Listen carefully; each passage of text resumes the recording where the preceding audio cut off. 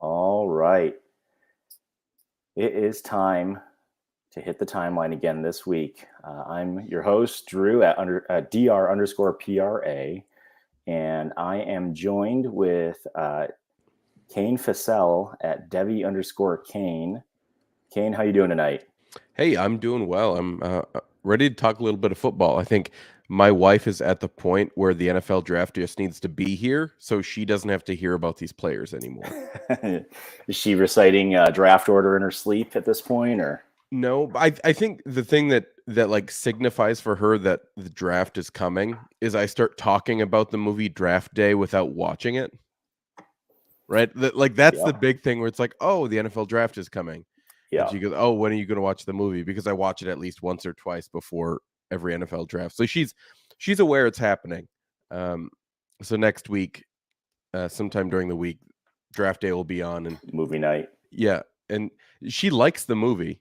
Yeah, It's we've been together now, 9-10 years, so it's been that many years of watching Draft Day, which like realistic it's not a realistic movie, but it's the closest we have to anything draft related, hmm like that's dramatized. So we're just gonna keep watching it until Draft Day 2 comes out. If we can ever get a Draft Day 2. I love it. I love it. I don't think my wife has watched it ever, and maybe this will be the year. She hears me talking about it, and she's got a different show on upstairs. But I think maybe we'll get to it this year. And she enjoys Costner enough. I think she'll be able to stomach it at least once. Yeah, the drama's good, right? Like it's the dramatization of it is pretty good. So, you know, she likes that. It should work. The football isn't like the main part of the story, right? It is, Yeah, but it isn't. yeah, that's awesome. Yeah, it'll be a lot of draft day tweets coming up after the weekend, I think, as Yeah. well.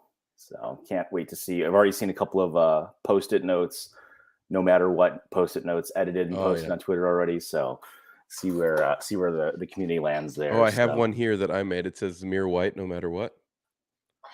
all So right, we're ready. that's awesome.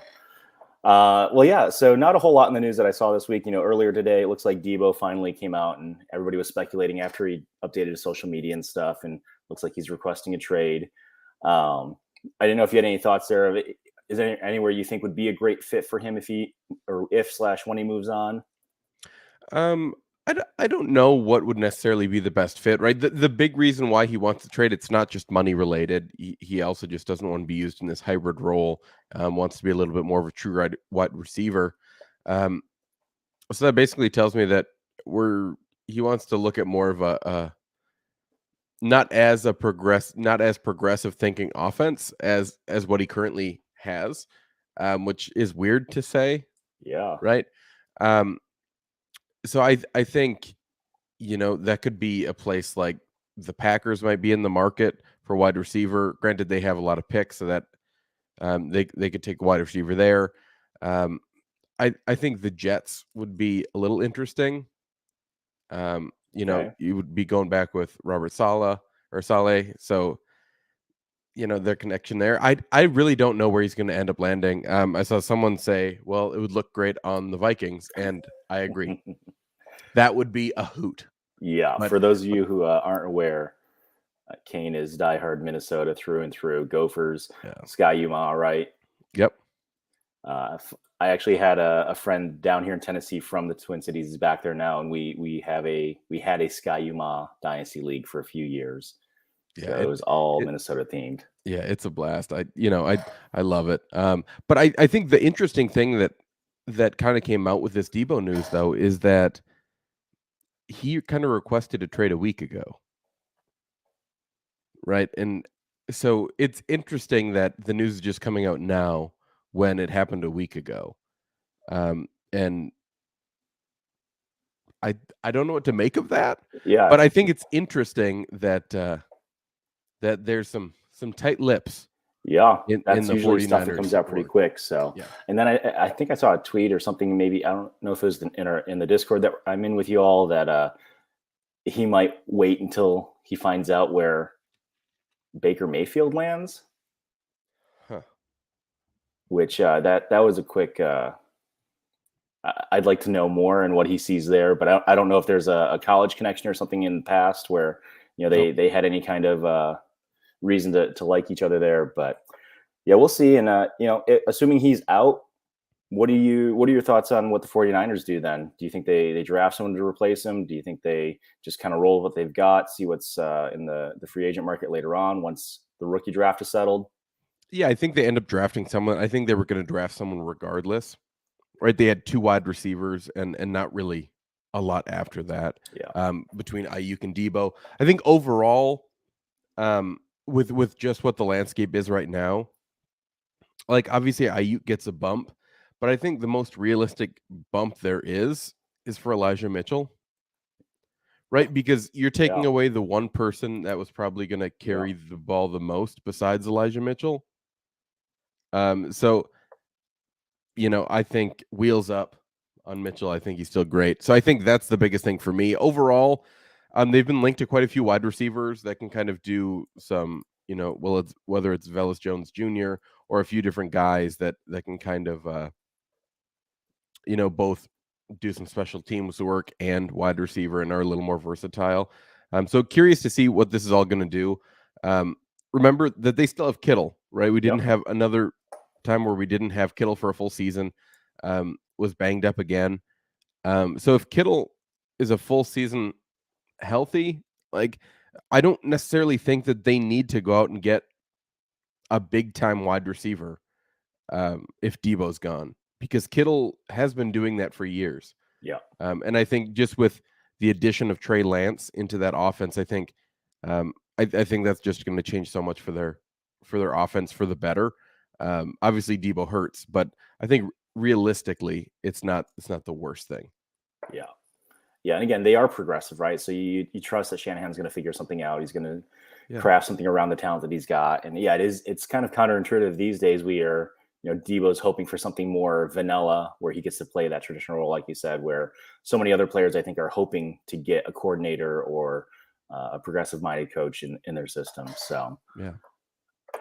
Very cool here. We have Ridley Truther, who's been in and out of a couple shows. I think I was in the chat with him watching Nelly an hour ago, asking, do you think that the 49ers draft another running back, which seems to be kind of their pattern? Yeah, like I can see that, a day 3 running back. I don't believe Mostert is under contract anymore. Is he? I don't think so. I thought he was out at this point, but maybe he's still there. No, yeah, he's with the Dolphins. So yeah, realistically, yeah, they could do that. I think if they draft one that basically says everything we really need to know about how they feel about Trey Sermon, right? Not just from a health standpoint, but just about as a playmaker standpoint in general. Yeah. He's basically out if they draft another running back, because they still have JaMychal Hasty as well. Yeah. Yeah. Awesome. Well, I don't know was there anything else that you had on your mind as far as news goes, or anything else that you've kind of seen as you had your ground to the ear leading up to next week that you wanted to throw out there before we dip into some questions for you? No, I think that's probably the biggest news right now. Just ready for the draft. I'm just ready for it. Yeah, it's that time. I think we start getting the itch and get real excited early this month, and then we underestimate how long 4 weeks really is to get there.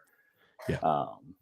So cool. Well, let's jump in here. So I saw both in the Discord, which I don't know if you want to elaborate on that at all, or get some folks in there, some more folks. You guys have blown up quick in that Discord on how many people are in it, and then the secret shopper side of it. But you posted there and on Twitter today earlier just your current thoughts and a quick note. I didn't know if you wanted to go deeper into any or all of some of the points that you have here on your current thoughts for the rookie draft. Yeah. So first, I'll just mention, like you mentioned, we have a Discord. The most important thing that Shane and I were talking a lot about how we, wanted to not just grow the podcast, but wanted to have an environment where people just want to talk about football and want to help other people. And the most important thing for that was that most of it was free. Right. That was the biggest thing. So we wanted to make the main part of this Discord absolutely free. The only thing that we have a secret shopper program where it's $25 for the entire year, because we don't want people to spend a lot of money. Yeah. That was the big thing too. And for that you get our Devian rookie rankings, which the rookie rankings will be up pretty soon here. I think Nelly's are already up. And so you get the Devian rookie rankings, and then you get Nelly's entire analytics database, which is, if you're playing in a C2C league or a Devi league, it's exceptional. So really happy that we have him doing all that. And then just another podcast where we really talk about nonsense, right? It's a lot of nonsense, and we have an absolute blast doing that. And that's just for $25 a year. But there's so much other things, that are absolutely free, that are just constantly going off in the Discord. So we're really happy with that. I think currently we're sitting at over 530 people, and we started at the beginning of the year. That's wild. So things have gone absolutely nuts. But kind of like you alluded to, I have current thoughts on the rookie drafts. These are just my thoughts. I'm just going to list them all, and we can kind of talk about any that you feel like. But the first thing is that running backs are going to go quick, right? And I'm not just talking about like all of the running backs. I'm talking about the good ones, right? They're going to go quick. We don't have many of them. Yeah. Second thing is I'm going to draft a lot of wide receivers in round 1 and round 2. Like that, I'm going to be drafting mostly wide receivers because those running backs are going to be gone. If quarterbacks fall, I'm going to gobble up any round 1 quarterback that went in the first round of the NFL draft.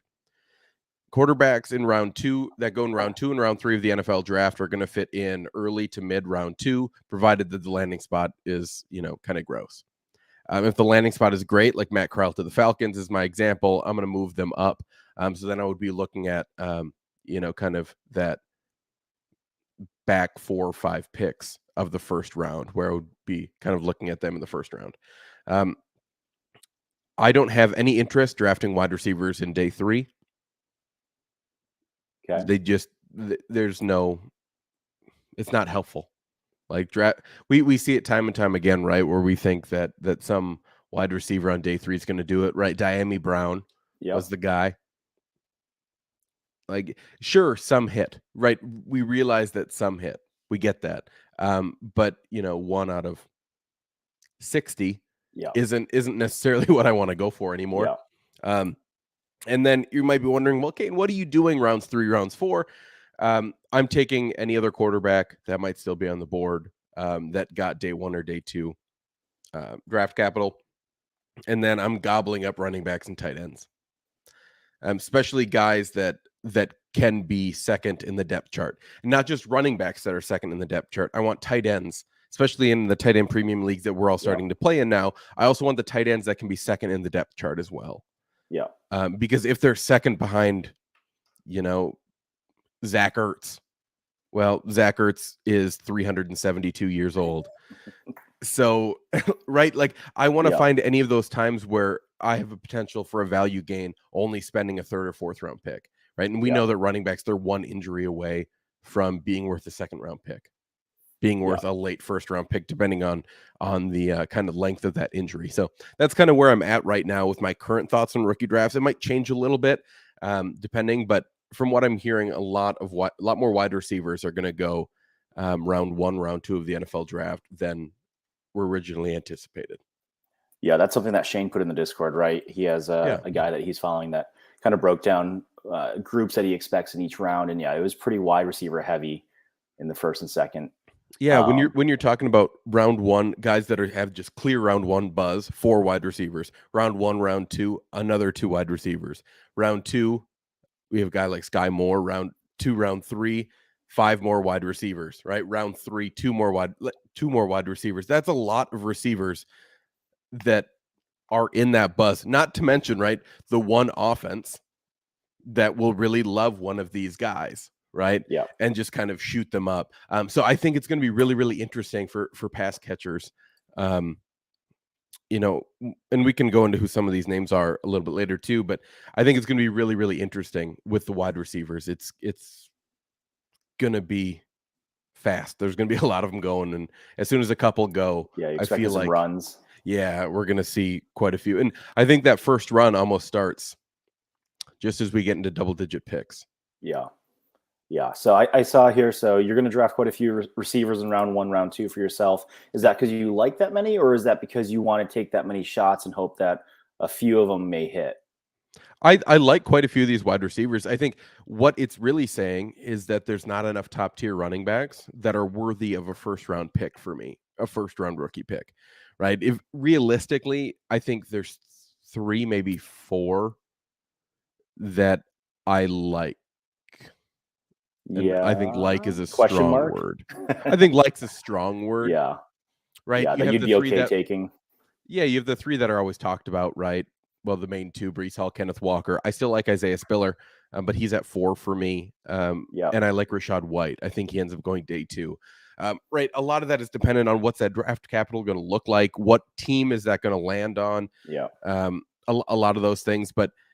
And then we don't have really any solidification on the quarterbacks yet, which is even more scary for super flex leagues, right? We're what, 8 days away, and we have no solidification on kind of where these people are even at within consensus at the quarterback position. So I think that added in, right? If I estimate, right, 4, let's estimate 4 first round quarterbacks, which might be crazy high, Yeah. right? We might see 2, and that would be 2, right? wild. Yeah. That would be the first time that's happened in years. Well, since Mariota and Jameis Winston were the only 2 quarterbacks. But so let's say 4 first round quarterbacks. I would have those 4. I'm drafting maybe 2 or 3 of those running backs in the first round. That means half of the draft is wide receivers. Yeah. Right. So it's not that I do like some of these wide receivers. I like quite a few of them, but it's just basically saying that there's not enough of the other positions in numbers compared to the 12 picks that we have in the first round. So I'll be drafting a lot of wide receivers, and that's going to be consistent through round 2. You how do you have your wide receivers broken up for the rookie draft? Is there one far and away? It feels like Burks was that maybe a month or so ago, and now he's kind of sliding around a bit. Do you have a couple that you like, kind of like 1A, 1B, or do you just have a glut of 4 or 5 kind of in that first tier, a group of second tier? I have a 1A and then 2 1Bs. That's kind of how I have it right now. So I have Garrett Wilson at the top. I think if we just look at the skill sets, right, of these wide receivers, Garrett Wilson feels like the guy that can be put in any offense and be productive, right? Because every offense needs that guy that can catch 100 passes a season, right? The guy that can handle 12, 13 targets a game, right? You always need those guys. That's Garrett Wilson because he can always get open. So he's that guy for me. My first 1B is Drake London. Just an exceptional talent. I've been a fan of his for years. And Treylon Burks is right behind him. I think what's fun is those 3 wide receivers are so incredibly different. Yeah. But they're still all very, very good. So those are kind of that top tier. And then, Jameson Williams, Chris Olave, the George Pickens, the Christian Watsons, are all like that next tier for me. Feel like that next tier is large. Yeah. For me. So I think draft capital will probably kind of move Jameson Williams and Chris Olave towards those top 2 in that for me. But that would just be my initial guess. Yeah, that kind of segues into, we can go back to this list here, but you put a tweet out a couple days ago. What if a team could draft both Olave and Wilson? A team that has a couple of mid to late firsts, team that needs wide receivers, somebody with an MVP caliber quarterback. Did you have some place in mind here that you were thinking about?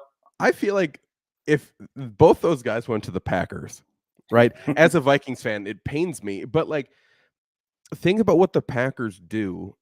How they both need someone to stretch the field, and work underneath, and having 2 people that can do both of those roles, I think would be incredibly important, right?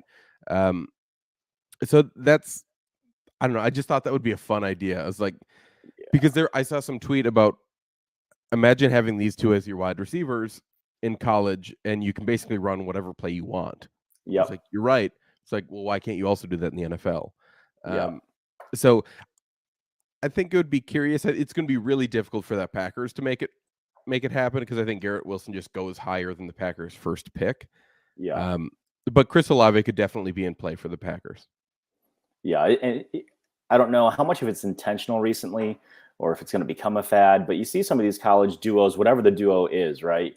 You see Lawrence and ETN, they're excited about year 2 in Jacksonville.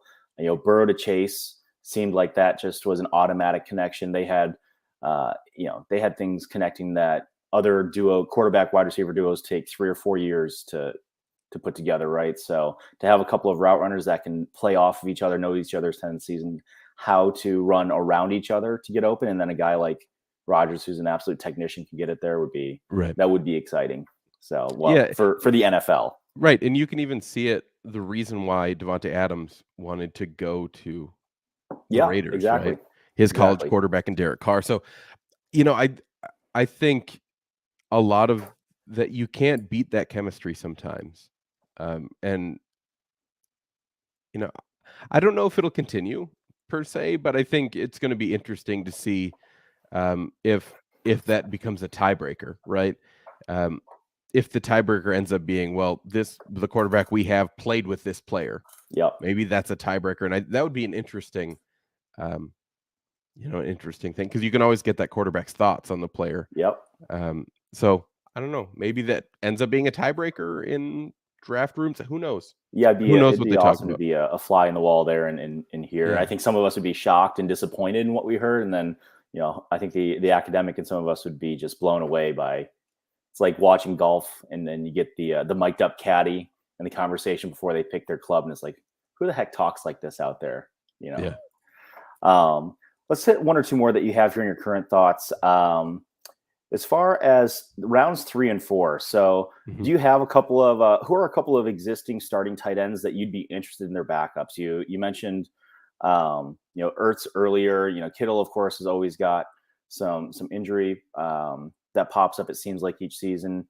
Is there anybody else? You saw for people who held on to Alberto for a couple of years, right? They got paid off this year, or they should have been paid off. They moved him by now.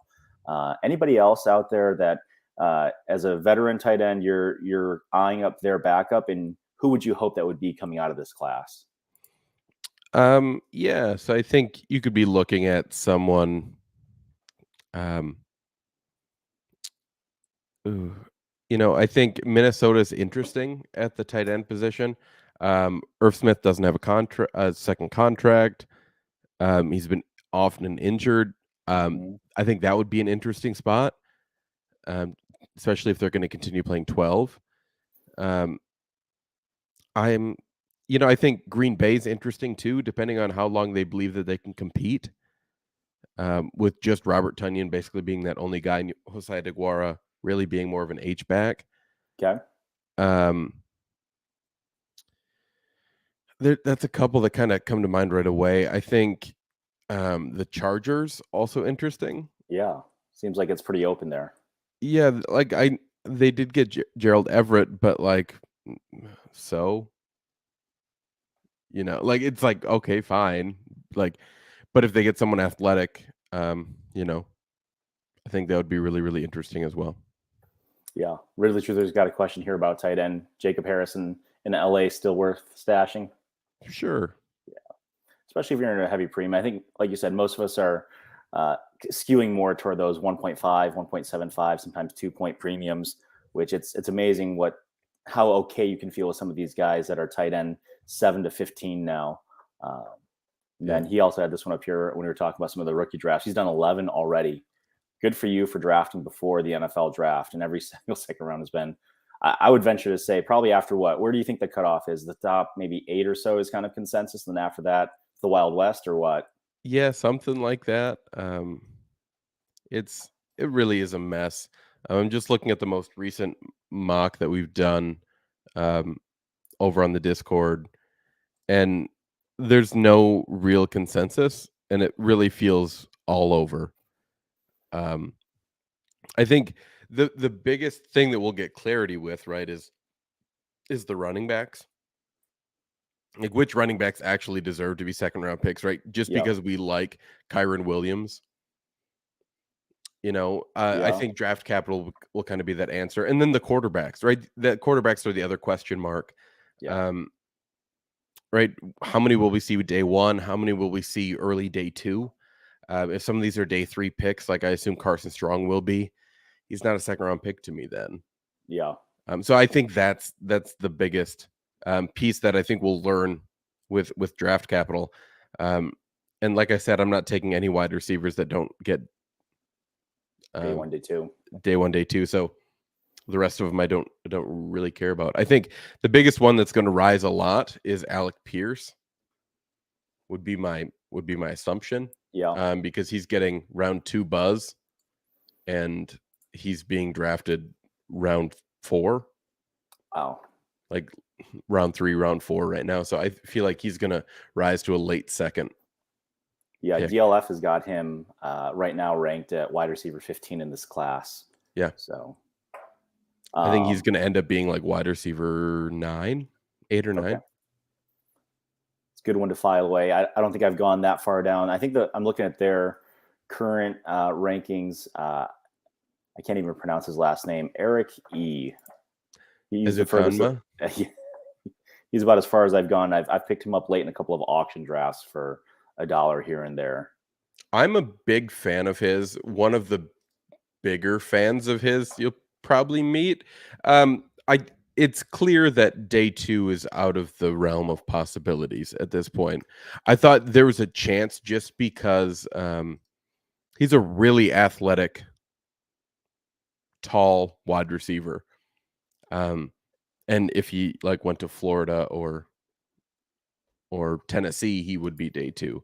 Yeah. But I think he ends up being like a round 4, round 5 guy, and unfortunately then it's not for me. Not real appealing there. But he's a very talented player. He had one really good year when he actually had a quarterback. So curious to see what'll happen with him in this one, but he's definitely I'm a fan of his. I feel like we could be looking at round 4 draft capital in I'm guessing I probably read a little about him, or you had a link or something to him in the Discord, and that's probably where I first saw him pop up. Yeah, it was probably from Ian Cummings, would be my guess. Okay. Ian Cummings is a big fan of Ezukanma, but I don't think the draft capital is going to be there, unfortunately. Yeah. So like really truther, if we're doing, if we still have a couple of drafts left before the NFL draft, with everything being so all over the place, do you feel like this levels the playing field for people who are maybe late to the party, or do you feel like the folks that have really been maybe doing some Devy leagues or really doing their research have an edge still? What's your take on, how happy your team's going to be that draft now a month from now? Well, I don't know how happy they're going to be. I think you have to make your best guess at what draft capital is going to be. And I think if you were drafting early, you're going to be a lot happier if you drafted a lot of wide receivers. I think you might be disappointed when you're drafting running backs at this spot. Because there's going to be some running backs that went round 4, probably that are going to be day 2 guys.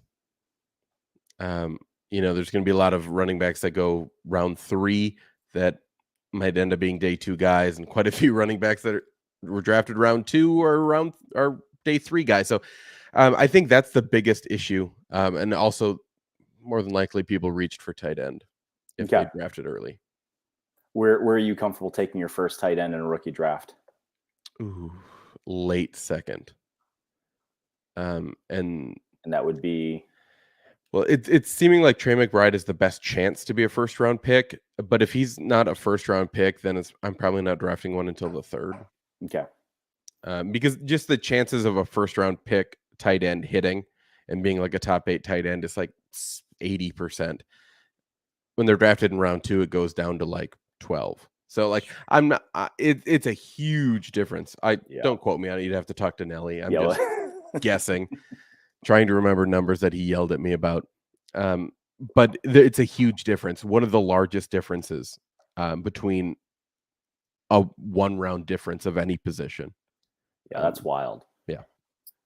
So you mentioned Drake London earlier, that you've watched him through his college career. You're excited to see him get going here. Is there someone maybe a little less known that you've had on your radar since you've been doing Devy for a long time? You've been in the C2C leagues and stuff, and somebody maybe you've had on a roster, you've been holding for 2 or 3 years, that you're excited to see them make the transfer over to your NFL team and hope that they're maybe going to outproduce what some other people are thinking? Um, um, so here's like this player. So the player is Zamir White, right? But to understand Zamir White's like trajectory since he came out of high school, right? I think that's one of the things that helps to be like, when you've done it for a few years. Because Zamir White was the best running back recruit Okay. his senior In his year. class. Okay. Yep, he tears his ACL in high school. Still is, it's just one ACL tear, no big deal. Then he goes to Georgia, sits behind maybe some very good running backs that Georgia has had. They've had a couple. Yeah, they have like a guy named DeAndre Swift who's very, very talented at football. They just seem to always have some guys that are just good at this, right? And then it's Zamir White's turn, and you just think that he's going to be getting some playing time, tears his ACL again, right? So he's finally back healthy, and you see him in this Georgia offense, and you're like, well, this isn't like super exciting, right? Because now the Georgia offense isn't really checking it down to a running back, and if they are, it's James Cook. So it's like, where does Zamir White actually fit? But then, when they need 3-4 yards, when they need to put the game away, when they need to get a first down, all of a sudden Zamir White comes in with just an absolute burst of energy and picks up 6 when they need 3, right? Picks up 8 when they need 4, right? It just all of a sudden he just is just amassing first downs and getting huge yardage on first downs and really setting them up for short yardage on downs 2 and 3. And all of a sudden you're like, okay, does he kind of have it again? And then he goes to the combine and you're like, okay, he's got it, right? This is the Zamir White that we thought he was, when he was just coming into college. Like, we finally seen it. We saw it towards the end of this past season with Georgia. We saw it at the combine. Like, he's that guy again. And I think some people are going to be scared off by the knee injuries. Some people are going to be scared off with like, where did this guy come from? But he's very, very talented. And he has been for years. So I'm just happy to see him kind of what seems like just healthy for the first time in a really, really long time. That's awesome. Yeah, I'm looking at his ADP and DLF here, and from February till now, it's just pretty much straight up and to the right.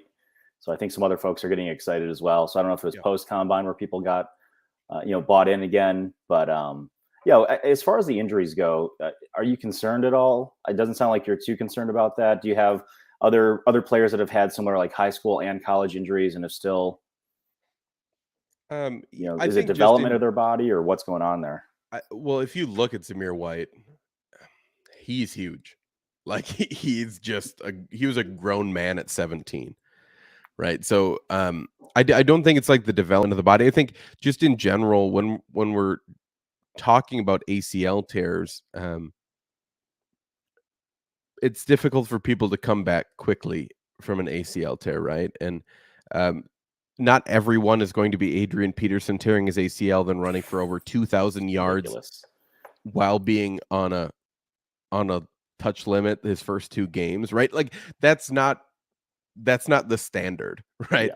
Yeah. I think when we see a lot of ACL issues, we end up seeing additional soft tissue issues on the opposite leg, because you're favoring that leg a little bit more, and you see a little bit more soft tissue injuries. But in general, like, there's probably some other guys that have done this exact same thing. I just can't remember any of their names off the top of my head. But yeah, I'm not worried about ACL issues at all. Yeah. It's wild over the last 10 years how different we've approached a lot of injuries, but especially that one, and what the timetables have come down to at this point. It's like, oh, you just tore your knee? Mm-hmm. You're fine. It's wild how just, medical advancements have basically told us that, like, they're going to be absolutely fine and fine a lot faster than we probably initially thought. Yeah. And it's not just pro level medical teams that are doing this, right? So I mean, you look at a guy Zumari in a top 5 program at Georgia, and I trust that they've got probably a better medical staff there than some of the NFL teams do. When you look at, Yeah. I mean, Washington, for God's sake, right? I would rather send my 20-year-old son to Georgia's team to rehab than probably to Washington's facilities to rehab. I agree with you.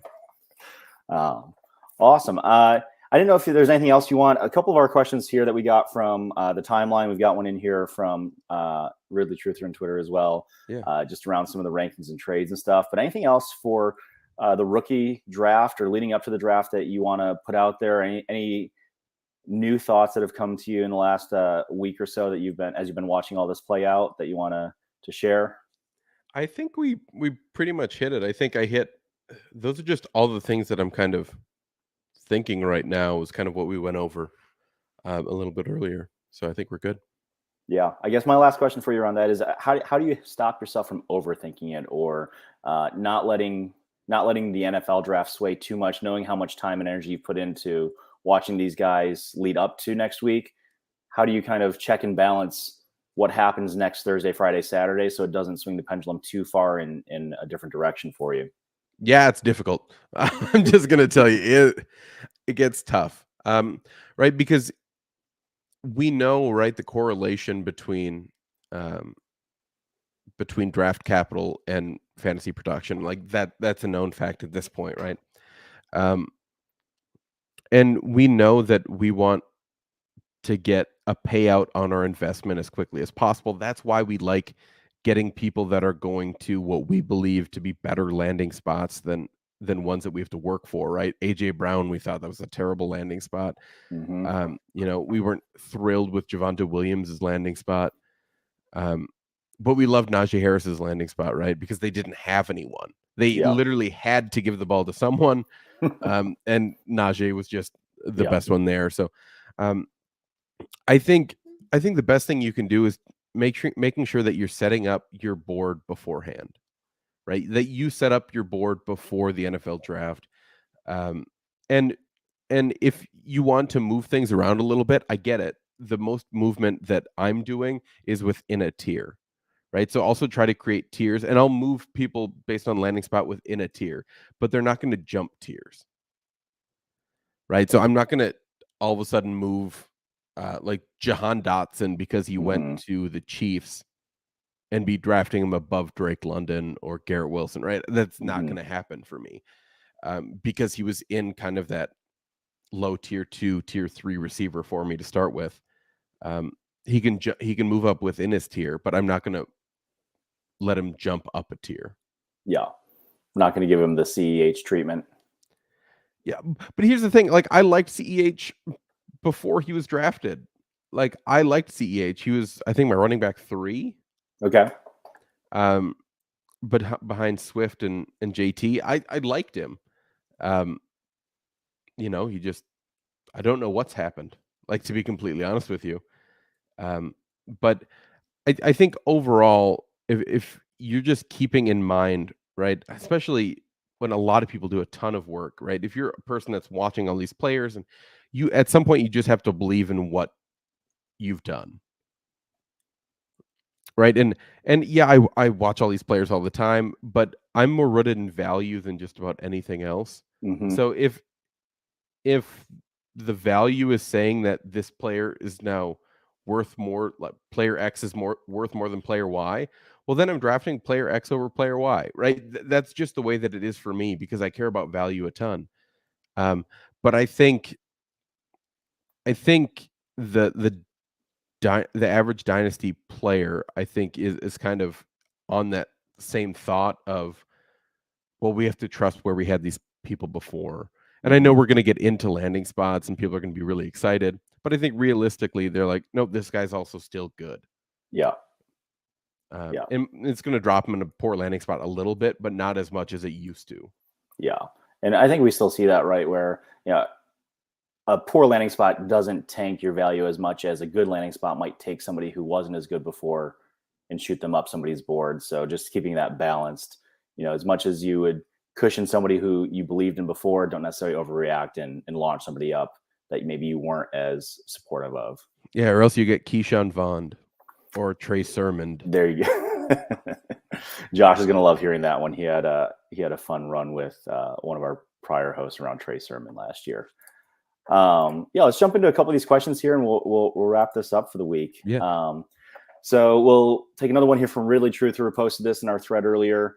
Where do you guys foresee Goddard in the tight end rankings by week 7 of 2022? Full year out from Ertz's shadow, hopefully small step in the Hurts pass game. Ridley Truth are saying he seems to be the only one in my leagues high on him, and they're very high tight end premium, 2.5 to 2.75 per reception. 6. Okay, that's exactly where I had him behind kind of the top 5. And was it Waller rounding it out for you, or who do you have in your top 6 there before him? Or I'm sorry, top 5 before him. Yeah, so Pitts, Kelsey, Andrews, Kittle, Waller. Yep. I just traded TJ Hawkinson away in a 2-point per reception tight end premium league. So okay. I think Hawkinson, it's going to be difficult for him unless he is continuing to get crazy amounts of targets like he was at the beginning of this season, for him to actually put any season worthwhile of like a top 6 tight end.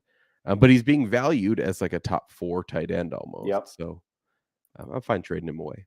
Yeah. What would you hope to get with Goddard if you were giving Hawkinson away at this point, value wise? You can do either a pick or another player that you feel is representative. I would want somewhere around 206 to 210 probably. Okay. Yeah, I think there are a lot of people that would probably make that move, give up Goddard plus a mid to late second to get Hawkinson, and they'd feel 100%. Great about it. Yeah.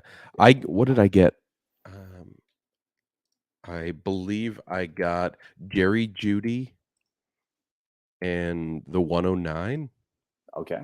For Hawkinson, I believe. I'm just gonna double check. Yeah. Does that mean you believe in Jeudy with Russ there? I know folks are kind of in either camp Jeudy or Sutton. Or do you feel like Russ is good enough to support both? I think Sutton's really good, and I think Sutton is probably the biggest beneficiary. But I think Jerry Jeudy realistically can be a top 24 wide receiver. Yeah. And in general, right, we have like 6 or 7 wide receiver 1s and 40 wide receiver 2s. Yeah. And I think Jerry Jeudy's just going to hold his value through this season as well. So it doesn't really matter what he does. But I think that the trade ended up being Jerry Jeudy, the 109, and the 306. So I got an extra third. Yeah, a little added on as well, and I gave up Hawkinson. Yeah, nice. And you can maybe get Hawkinson's replacement as well if you throw a dart at a tight end in the 3rd round, like you were saying before. Yeah, I'm going to draft a ton of tight ends in this league. I think I have quite a few seconds or 3rds and 4ths. So that's kind of my play. Nice. We've got Dynasty Superflex at Dynasty Super asks, when the Bengals drafted Jamar Chase last year, I was pissed. I had a stack of Burrow, Higgins, and Mixon. I wanted an OL to help Mixon and wanted Higgins to be the alpha. I thought this stack suffered from the pick. Then I drafted Chase at the 106 on that same team. Now I'm happy. That is a lot of Bengals. Let's just take this down. If you had to, assuming this is a typical 12-team Superflex, you had to move one of the Bengals that he's got, who are you moving first to diversify that team a little bit? Mixon. Yeah. What are you hoping to get back from Mixon at this point in his career? I'm hoping to get a low-end running back 2 and a 2023 first. So I would be looking at, so call this a little crazy because everyone thinks that the Bills are going to draft a running back in the 1st round, but I would take Devin Singletary in a 23 first. Yep. For Joe Mixon. Same. I just traded Dalvin Cook for that exact trade. Yeah. That's for Singletary in the 1st. So I would have done it for just the 1st. But if I was competing and I was like, well, I might as well get a few points this year. Yep. I love that.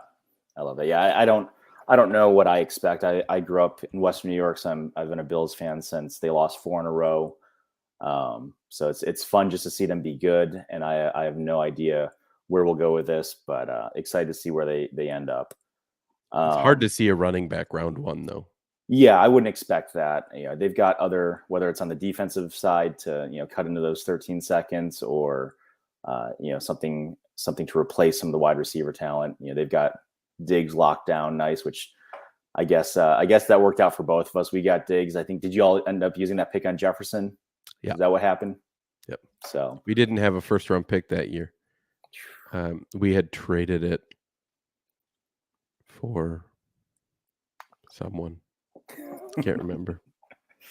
Yeah, that ended up working out. I would have loved Jefferson now, knowing who he is now with Right. Allen, but Diggs is just fine. Love seeing that bromance happen.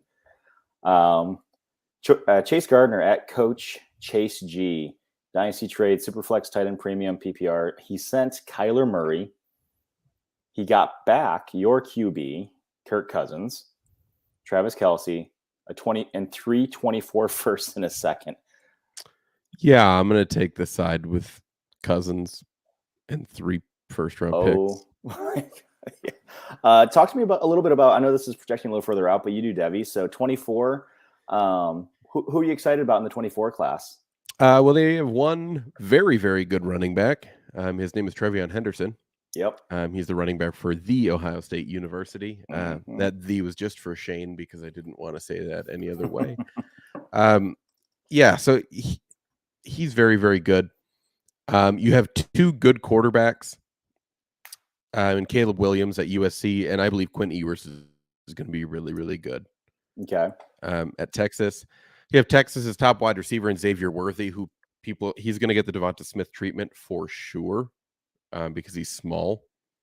Okay. And then you kind of get into this next wave of like, when are these players going to like truly hit? Right. I think Braylon Allen hit at the end of this season, right? The running back from Wisconsin, Donovan Edwards, the running back at Michigan, Will Shipley, the running back at Clemson.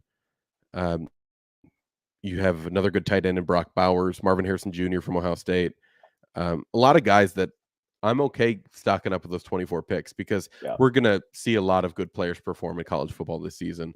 Because Edwards is taking over his backfield. Allen is going to continue to eat. We're going to see another quarterback emerge, right? We see it every year. Another quarterback just come out of nothing and emerge.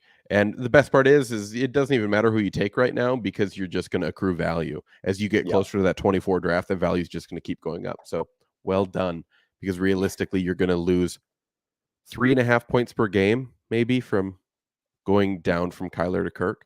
And you're going to add at least 3.5 points from whatever tight end you had before to Travis Kelce. Yeah, especially in tight end premium. That's awesome.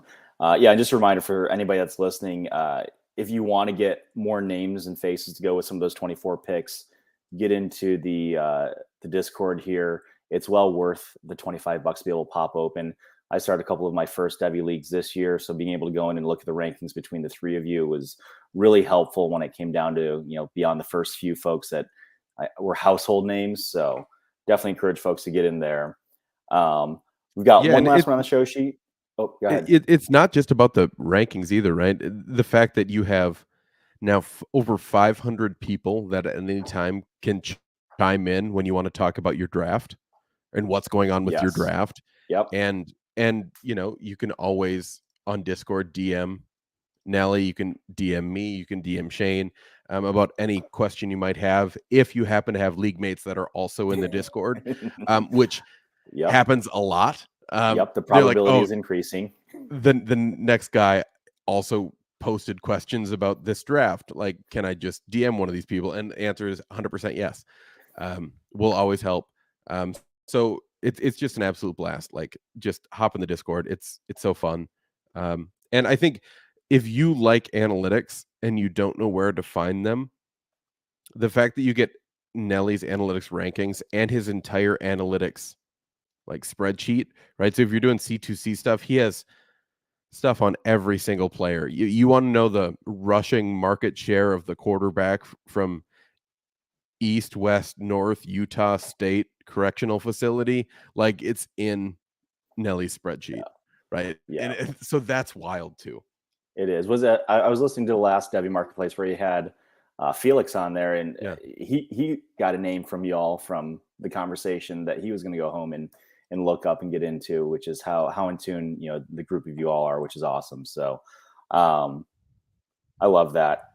I've got this last one here on the show sheet, and then I've got one more that I didn't put on here yet, but I hope it's not too much there. But Cole Privet at Coliotastic, a league question. In a Dynasty Work League, there's a person who's leaving the company.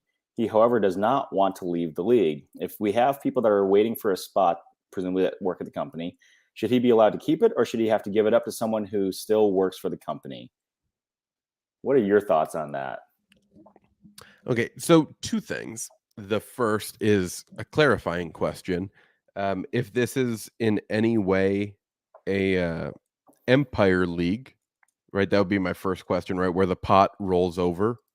Part of the pot rolls over until someone wins twice in a row or 2 out of 3 years or whatever your rules are, then no, this person can't be replaced, right? Because part of that money part of his money has been added to that pool every year. So no.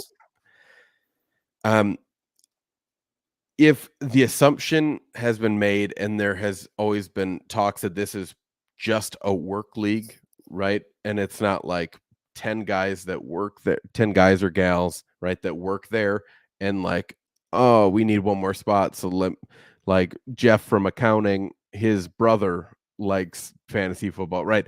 If it ever got to that, then like, no, you can't boot this guy. But I think if it's just for company fun, I think it's bold that you went with the Dynasty League instead of a redraft league for company fun. That's what I was thinking. just want to put that out there. But I think if it's right, it's company, so it's probably not a huge buy-in. I would just keep it company. That's just me. It's with the assumption that it's just the company. But you know, if this dude's like really cool and you're like, I don't mind him being in there, then like, so be it. But like the fun part is you have 11 people to make that decision. Yeah. Right. So pose it to the people in that league. Who cares about who's wanting to join? That doesn't matter. Talk to the 11 people in the league. They all have an equal voice. So that's what I love that. I love that. Twitter, for the record, said he should be able to keep his spot 2-1 almost over a new owner. But yeah, and that is such a good point. Yeah, it's the league that you all started together. So sort that out. We can't make that decision for you because we have no idea what the rest of the context is. Like Kane started with, I didn't even think about the idea that it could be an Empire or something that's got rollover stuff. So last thing that came to mind, just as knowing that you're deep in the college side of things here. Maybe you've put something out before, but I haven't gotten a hold of it yet. Do you see much connection or impact from the changes in the transfer portal and how that's affecting guys being ready for the NFL? If that's helping them, hurting them? I think it only helps, right? I don't think it hurts anyone, right? It's like the old Biden quote, right? Where it's like, it helps the economy, helps everybody, hurts nobody, right? Like that quote that we heard all the time, right? Yeah. That's how I feel about the transfer portal. Like I think it helps everyone on that team when someone good and like can contribute to their team comes in. It helps everyone, right? The addition of Jameson Williams from Ohio State to Alabama helped everyone on that team, right? Without Jameson Williams, do they even sniff coming close to a national championship? No, they don't. They didn't have the wide receiver depth. So I think that's the biggest thing for me, right? Is it helps everyone. Sure, it's gonna there's a chance it could delay a few freshmen playing early or a few sophomores playing, but if they were really, really good, they wouldn't have gotten someone out of the transfer portal. Yep. And they also then have the opportunity themselves if they feel like they're good enough to go somewhere else. Yeah. 100%. I love that perspective. I am not as in tune with what some of the politics or the impact of that could be, but I agree at face value. I think more competition is good for something that is typically a meritocracy. Yeah, I'm cool with the transfer portal right now. I think I'm much happier that it's not a delayed year like it used to be. Hmm. Like it just helps everyone a whole lot more because right, you're asking players to like believe in a coach and then the coach can leave and still coach that next year, but the Yep. player can't do the same. It was a Yeah. Inconsistency there. weird thing. Yeah. Yeah. Well, awesome. I appreciate you coming on, Kane, and I'd love to give you just a minute here, share. I know we've talked about the Discord a little bit, but anything else that you're working on, or give people a direct bite here of the podcasts that you're working through. Yeah, so the Devi Marketplace is our really fun one, where we look at Devi values, we look at dynasty values, we look at C2C values, and we just talk about it and have a good time. Um, so that's the one that we do with Shane and I, and Nellie's been joining us a lot more frequently, which has been an absolute blast. And then that's where we have that Discord with just a great group of people that always just want to talk football and also want to just talk nonsense. When I randomly Yeah. ask a question like, what's the bougiest thing you can pay someone to do for you? Like, because those are the thoughts that go through my head constantly. So it's just a fun time over there. And then, I do Dynasty Wall Street for the Yeah. Dynasty Trade Calculator with John Bosch and Russ Fisher, or Dynasty Outhouse, as people might know him by. And we have just an absolute blast doing that. And we get to record that during the day, which is even more fun. That we get to take a break from work and like just talk about football once a week with some friends. So, yeah, those are the things that we're doing. It's an absolute blast. So make sure to check out the Discord and yeah, thanks for having me on. I Absolutely. definitely appreciate getting to talk football with someone that wants to talk back about it rather than my wife just like giving me the nod. I feel like she's gonna need like a trip to the chiropractor because she just nods and goes like, "Okay, cool," It's good that she humors you. That's important. Well, that's awesome. Yeah, and as far as the Discord goes as well, I mean, there's a great channel there for pets, for everybody that has pet pictures. You see a bunch Yes. of food. So I know before we got on here, you were talking about a little bit of warm weather coming, uh, and I think you answered it in Twitter. But the your 101 of meats to smoke. Chicken thighs. Yeah. For a lot of reasons, right? The first reason is I know we all get into smoking meats because we want something that's going to take a while, Mhm. right? It gives us an excuse to get outside, gives us an excuse to like do stuff, right? Yep. But not every day do we want to make a 14-hour brisket. Not every day do we want to spend 7-8 hours on ribs. Sometimes we just want to, get the smoker really hot, throw on some chicken thighs, let them cook for an hour, hour and a half, and take them off. Sometimes that's all we want. And chicken thighs are just perfect. Especially if you have a weight, right? I have a Traeger, so it's a lot easier for me to do Okay. temperature controlled stuff. So I can just turn up the heat at the end and make sure I get really crispy skin Nice. Yep. on the outside, because nothing's worse than like biting into a chicken thigh and the skin coming with you with every Yep. bite rather than like actually being able to bite it. So that's probably my favorite thing. But besides that, I love ribs. Yeah. Ribs are just too good. Like every time I eat ribs, I'm like, yep, I want some more. Every They're that time. perfect blend for me. There are some foods not lobster, like crab legs and stuff, where it's too much work to get to the meat, and the payoff doesn't seem to be there. Ribs are that nice balance for me, where I can slow down, I can enjoy, savor, and I'm just not like stuffing my face like I do with some like a burger or a steak or something like that. So, are Well, you? and when you're making ribs at home too, right? You're cooking them long enough so they're tender and they just fall right off the bone. Yeah, So like you don't even have to like go through all the work, right? Of you like peeling. You can literally just grab one bone, grab a fork, and it's just yep. gonna come off, right? And that's great. Because Select the size. my wife hates like eating ribs because when we're around other people because they're just messy. Oh, But when they're you can meant to make them be. so they just fall off the bone, it's worth it. Yeah, that's awesome. Well, thanks so much for all the insight. I know we typically don't get into Devi in college, so it's great to be able to give some of our listeners a little shake up here and have somebody that is knee deep in this stuff day to day. So thank you so much for anybody who was listening to us this whole time. It's been an hour of a lot of different things all over the board here. Some really good insight from Kane and some best practices. Can't wait to see all of the draft day posts next week. So put those out there, and I would love to hear who is your no matter what person.